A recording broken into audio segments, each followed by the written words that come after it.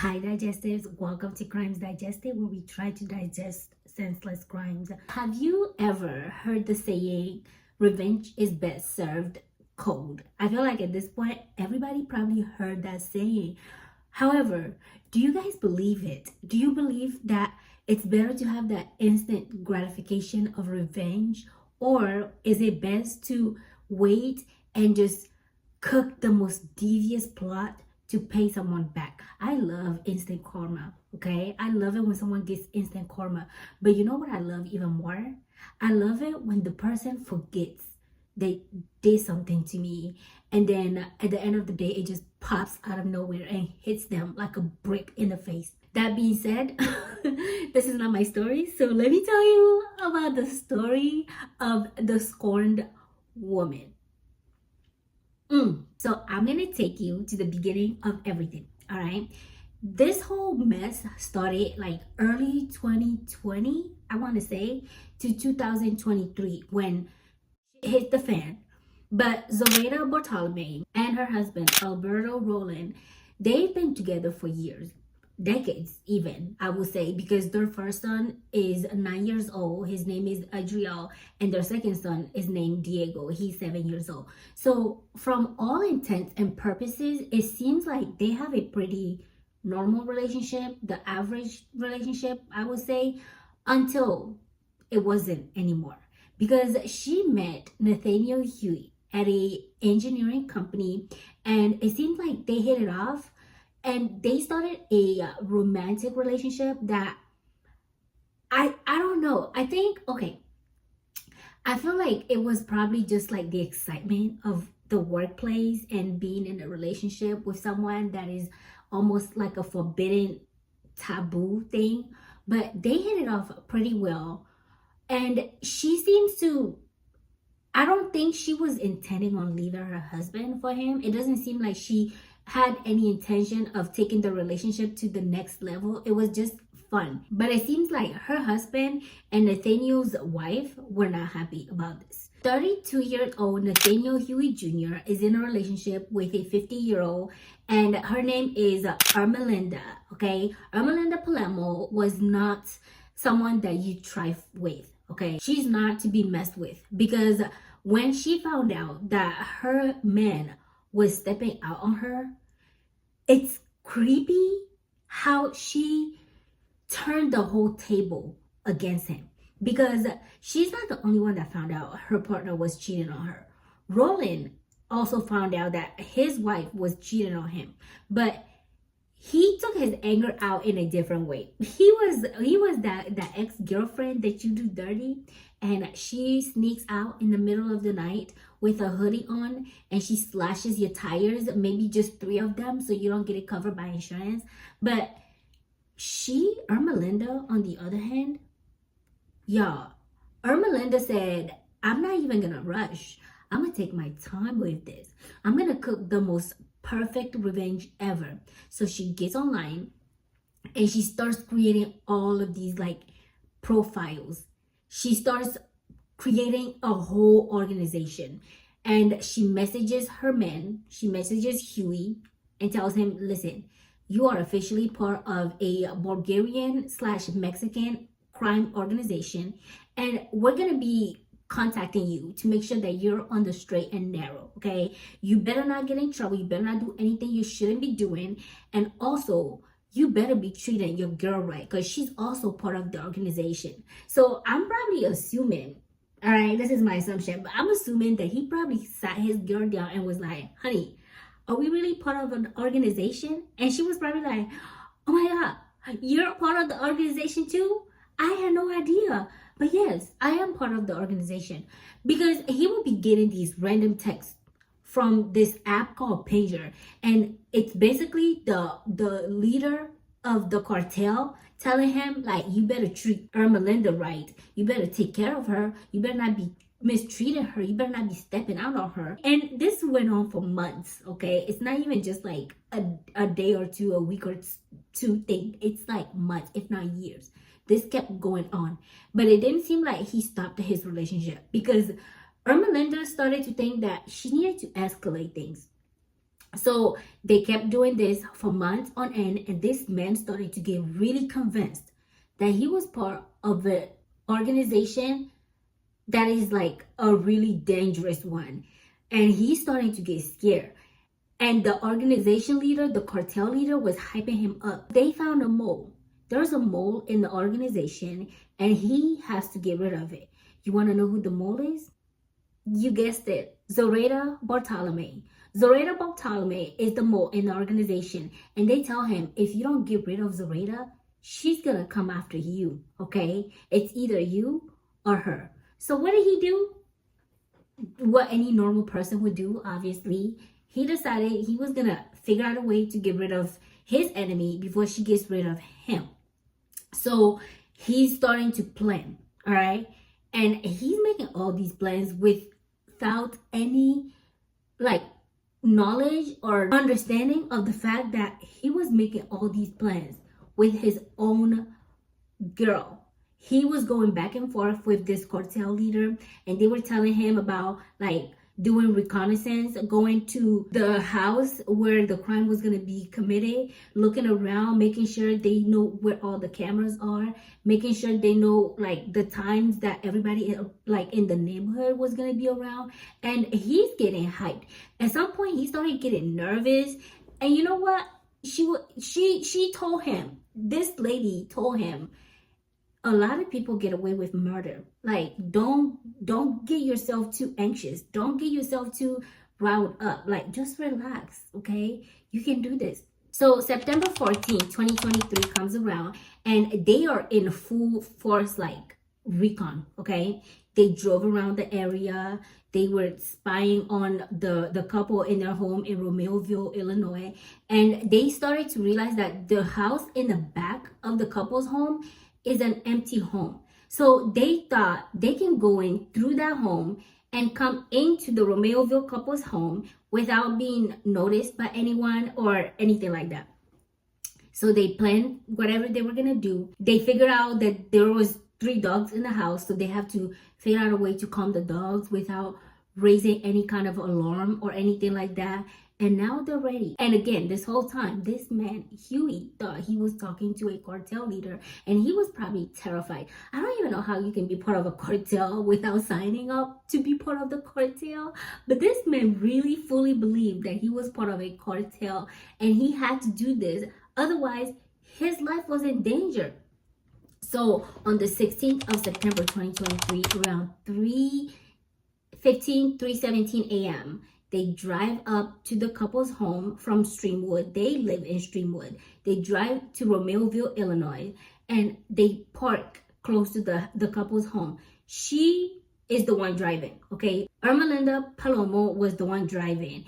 And Huey steps out of the car. She's hyping him up. She's like, just breathe, you know?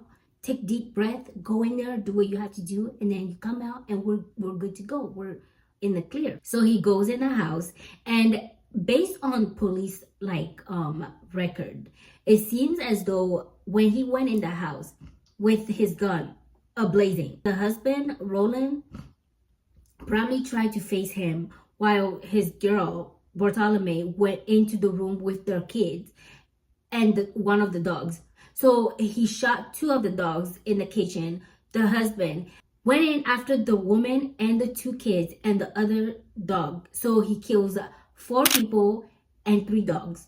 He steps out of the house, and before he left, he wrote on the wall and broke things just like how she told him, how ERMALINDA told him to do. Like, he broke everything in the house to make it look like a burglary gone wrong, because they wanted to make it seem as though these teenagers just broke in there, broke things, and then decided, okay, this is not a good idea, because the couple probably caught them, right?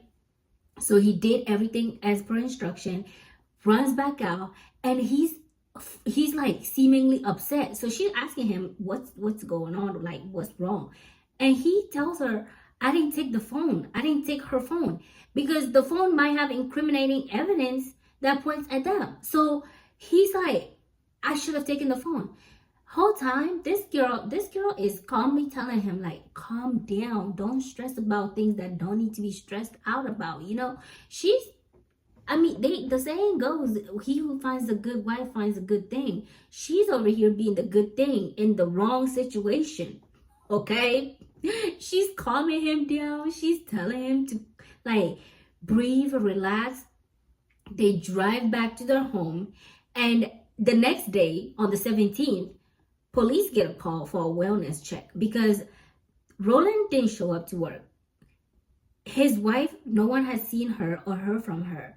And people were starting to get concerned. Family members were like, this is not normal. We don't usually go without hearing anything from them. Like, we need somebody to go check in on them. And they call the police. The police come in, they open the door because after knocking, they don't hear anything. So they open the door to see what's going on. And in the house is the couple bloodied and dead. The dogs dead. Everybody in the house dead. There was nobody left alive. The two kids, the 9-year-old Adriel and the 7-year-old Diego, they were also gone. So police started investigating immediately. Now, I don't know how, I don't want to say dumb, right? But for two people that think they're part of a organized crime syndicate, they were not the most like intelligent people ever, because it took very little effort for the police to find out that they were having an affair. Like Bortolomei and Huey Jr. were having an affair. And from there, it was very easy for them to get video surveillance cameras from the house, and seeing that they left their home in Streamwood, drove to Romeoville, like they can see the car.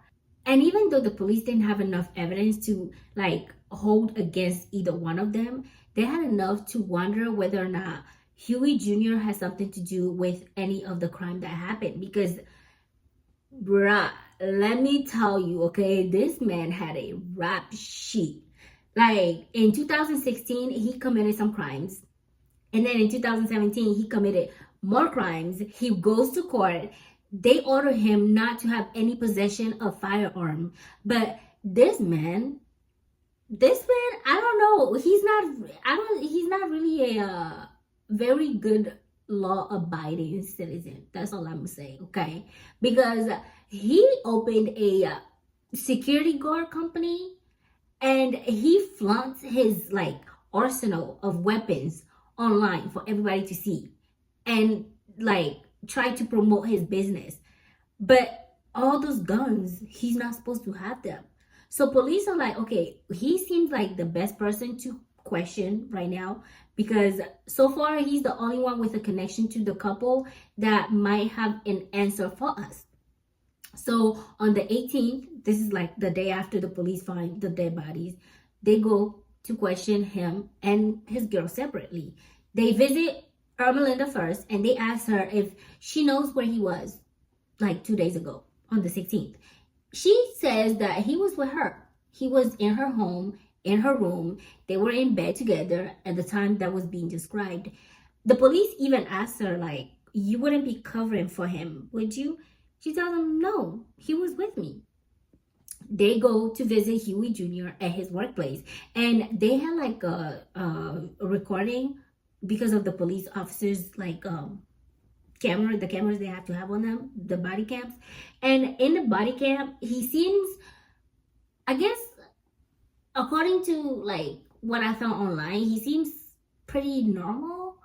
He was cooperating but not helpful, if that makes any sense, because the police asked him questions and he answers them, and they were like, okay, well, can you tell us where you were? He's like, I was with my girl. They asked him if he would be willing to let them like look on his phone to see, like, get, you know, the records of his phone. And he tells them, sure, but not right now. I'll come back to the police station and drop it off. Which they're like, okay. But again, at the time, they didn't have anything solid to hold against him. So they're like, okay, cool. Within 2 days, police officers get video surveillance cameras from the couple's home. They get like the tollway camera surveillances.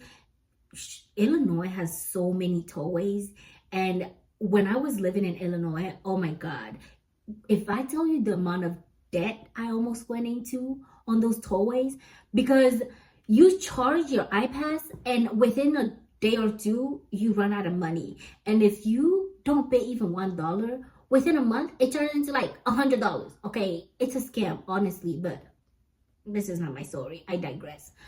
They have all the stuff they needed at this point because, first of all, his company, his security guard company that he has is not licensed to operate in Illinois. And then he has all these weapons that he's not supposed to be carrying. He's not supposed to be anywhere near weapon. They even say he's not supposed to be anywhere near anything that's considered a weapon, not just gun, a weapon.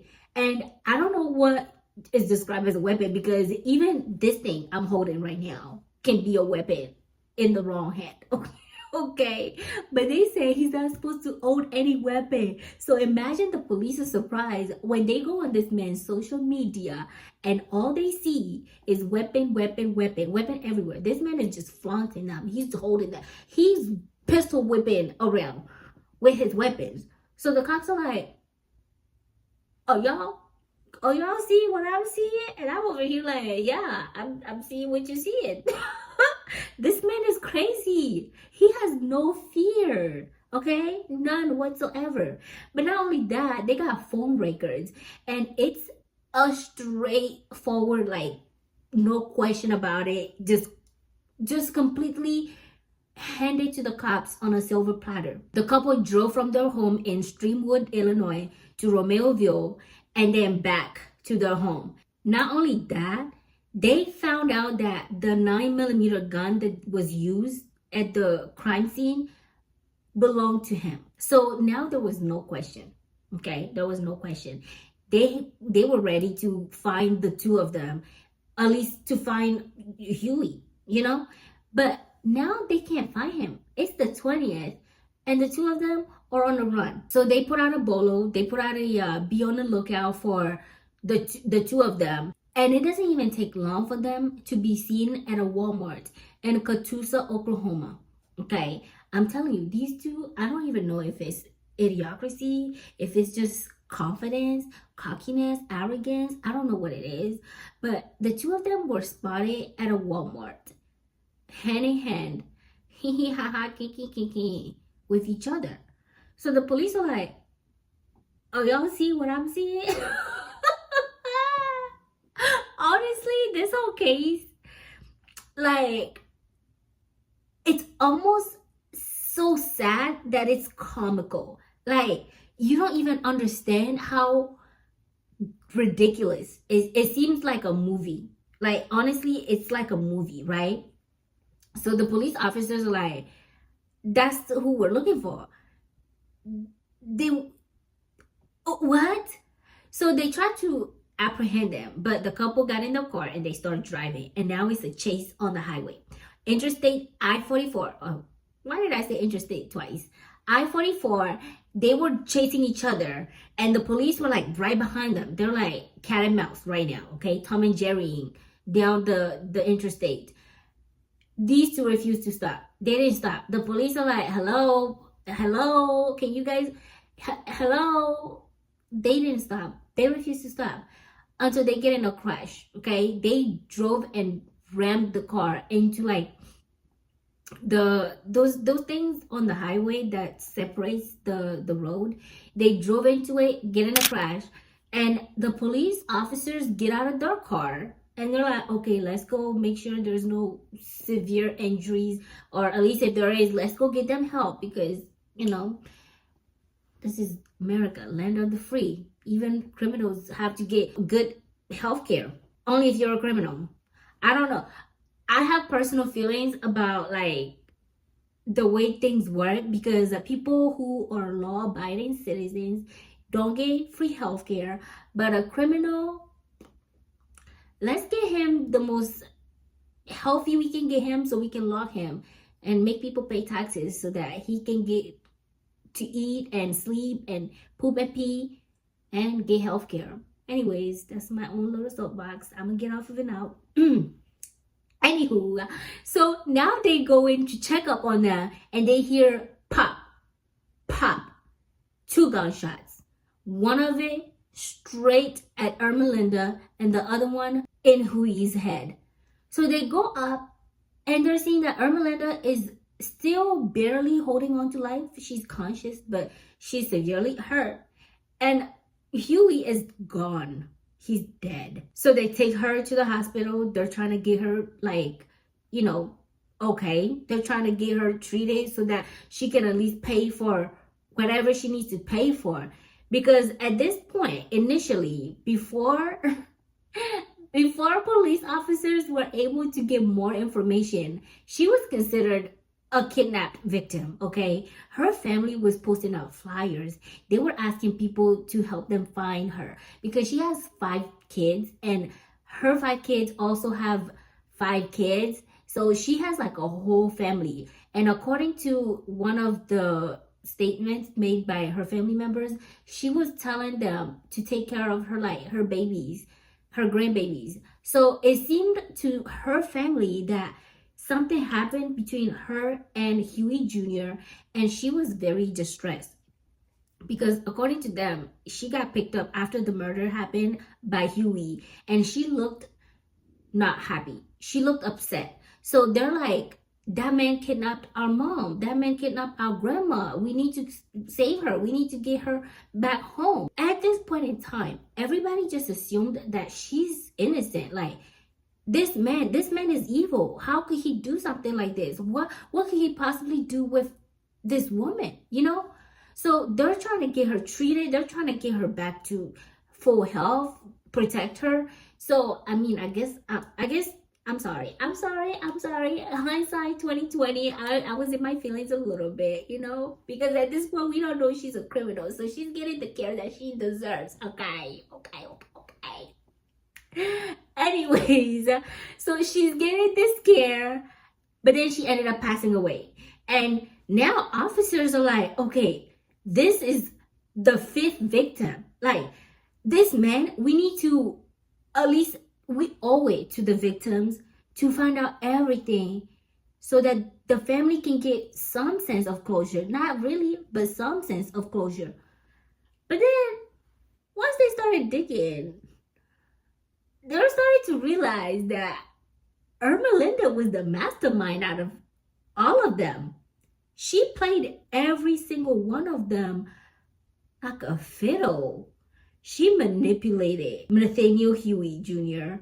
into killing a whole family because she felt scorned, okay? She was pissed. How dare he? And I feel like not only is she pissed off that he was cheating on her, but with a younger woman. How dare he cheat with a 38-year-old?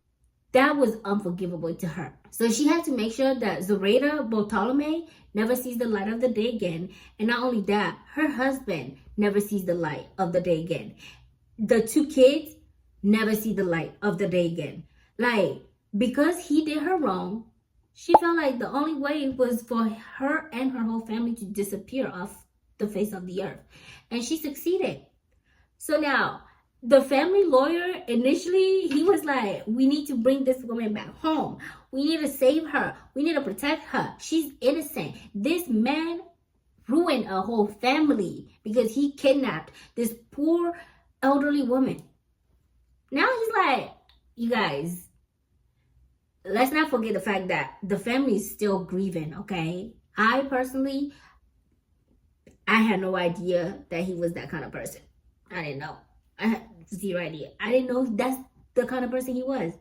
And allegedly, probably, possibly, there was some kind of like record about Nathaniel Huey going to his mother right before he ran away and tells his mother that he killed the Rowland/Bortolomei family.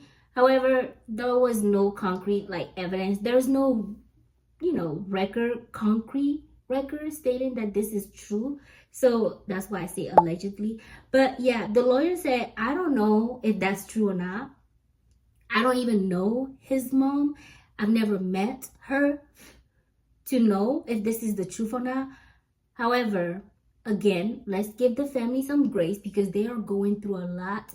And this is true. You know, the family's going through a lot. They lost this person that they loved dearly, and her sins does not have to be the family sin. Just because she did something wrong doesn't mean that the family should be feeling this grief and loss, obviously. So yeah, I do feel for them a lot.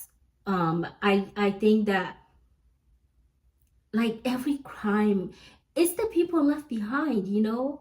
It's hurtful when you love someone so much and they do something that causes you to lose that connection, that bond, that piece of you that you used to have. So I do feel for the family a lot. But she was actually the mastermind behind all of this. That's why men, okay, men, y'all need to be careful what you do to a woman, okay?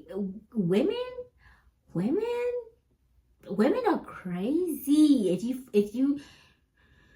If you're unfortunate enough to run into the wrong kind of woman, okay? I mean, same with men. Men, most of the time, they're like outwardly. But women, they will cook, okay? They will sit in it. They will steam. And then they will come after you. And before you know it, everything. She done tie you up and unraveled you and left you just befuddled, okay? So be careful. The police chiefs of Romeoville gave a statement, and he said that although finalized, the finality of this case unfortunately does not mean closure for so many of the grieving people still alive. And this is so true, okay? This is so true. It's so unfortunate, but oh my God. Do you guys think it takes a normal brain to do the things she did? That's crazy. That's crazy. But the family is saying that their grandma was not with that man like that. They're like, yeah, Facebook says that they're married, but they're not married. They're just engaged. So I don't know. Are they married? Are they engaged? We don't know. But according to a lot of the stuff that I read, they were called husband and wife. So that's why I said husband. But either way, they were in a relationship. And you should not cheat, okay? Don't cheat. If you cheat on your partner, I will not feel sorry for you. Stop cheating. But it's unfortunate that it didn't end with just him being punished. It had to end with a whole family losing their lives so miserably and cruelly. And then he, in turn, ended up taking the life of the very woman that manipulated him into being who he is. But yeah, the guy himself had a lot of issues. Like, that man himself was a problem person before she was even involved in his life. So, like, with the quickness with which he accepted being part of the Bulgarian/Mexican cartel, sounds crazy to me, okay? If I've never signed up to be a part of a cartel and somebody calls me or messages me and they're like, you're part of a cartel, I'm gonna be like, since when? And I didn't know? How? When did this happen? But this man was like, oh, okay, that makes sense. That sounds about right. Yeah, that sounds right. I said, sir. Anyways, that's it for today's story. It's a pretty crazy story, but yeah, at the end of the day, just stay out of trouble, you guys. Don't be out here playing with people you shouldn't be messing with, okay? If you meet somebody that looks good at your workplace and you have a relationship, leave that person to look good for themselves. Don't be entertaining nothing, because consequences are real, and revenge is a dish best served cold. You got it? Anyways, if you enjoyed this, make sure you subscribe to my channel, because I come every single week with crazy, outrageous crimes. Sometimes they're not too crazy. Sometimes they're just sad. But I come with stories. So if you like this, make sure you subscribe so you can come and find me again. like this video so you can give me encouragement, and I will see you in the next video. Until then, please stay safe and bye. Mwah.